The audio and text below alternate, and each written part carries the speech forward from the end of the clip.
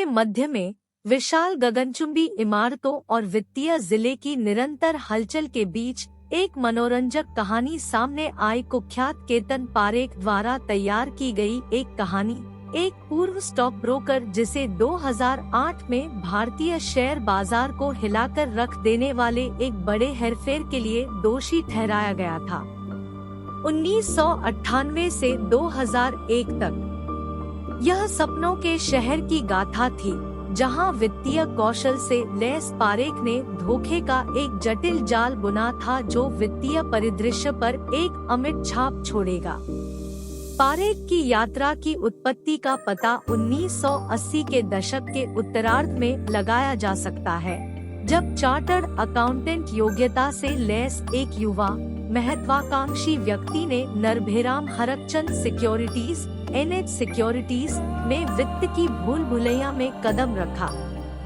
90 का दशक भाग्य का एक मोड़ लेकर आया, जिसने पारेख को कुख्यात हर्षद मेहता के साथ जोड़ दिया। मेहता की फर्म ग्रोमोर इन्वेस्टमेंट्स में शामिल होकर पारेख को 1992 के कुख्यात भारतीय शेयर बाजार घोटाले से जोड़ा गया। IT, मीडिया और संचार शेयरों से संबंधित विभिन्न घोटालों में आरोपों के बावजूद पारेख की जबरदस्त वृद्धि ने वित्तीय जगत की जांच को आकर्षित किया। उनकी गाथा का चरमोत्कर्ष 30 मार्च 2001 को सामने आया, जब उन्हें गिरफ्तार कर लिया गया, जो वित्तीय महारथी के अंत की शुरुआत थी। जैसे जैसे कहानी सहस्राब्दी के मोड़ पर पहुंचती है, पारेख को एक कठपुतली मास्टर के रूप में कल्पना की जाती है, जो छोटी बाजार पूंजीकरण कंपनियों में हेरफेर करता है, सर्कुलर ट्रेडिंग का आयोजन करता है और व्यापारियों और संस्थागत दिग्गजों के साथ मिलीभगत करता है। परिणाम, आसमान छूती शेयर कीमतें। उदाहरण के लिए जी टेलीफिल्म्स 127 रुपए से बढ़कर 10,000 रुपए तक पहुंच गया।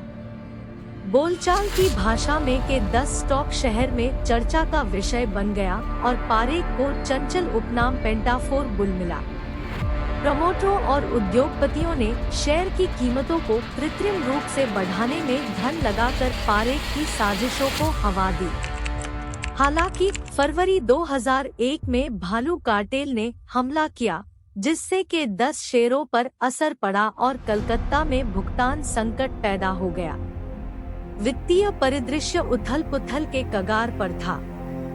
1 मार्च 2001 को भारतीय केंद्रीय बजट प्रस्तुति के बाद तेजी से आगे बढ़ा।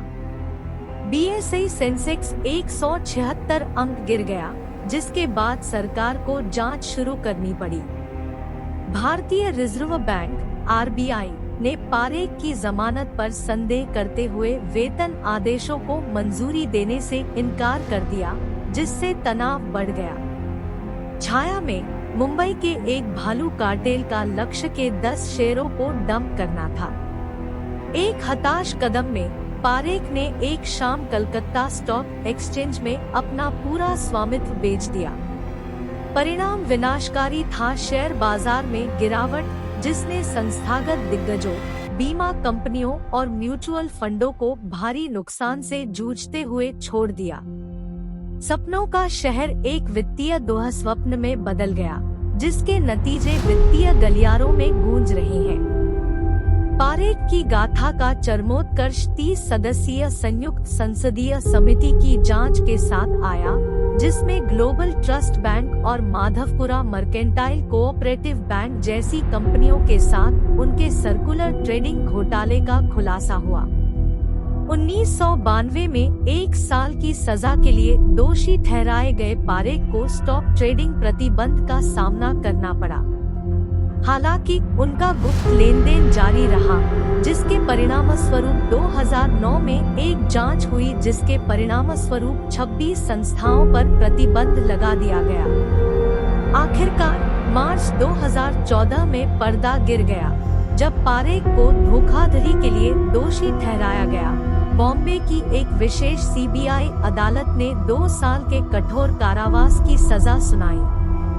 वित्तीय साजिश, हेरफेर और अनुग्रह से पतन की दिलचस्प गाथा अपने निष्कर्ष पर पहुंची। रहस्यमय नायक केतन पारेख ने अपना नाम मुंबई के वित्तीय इतिहास में अंकित कर दिया।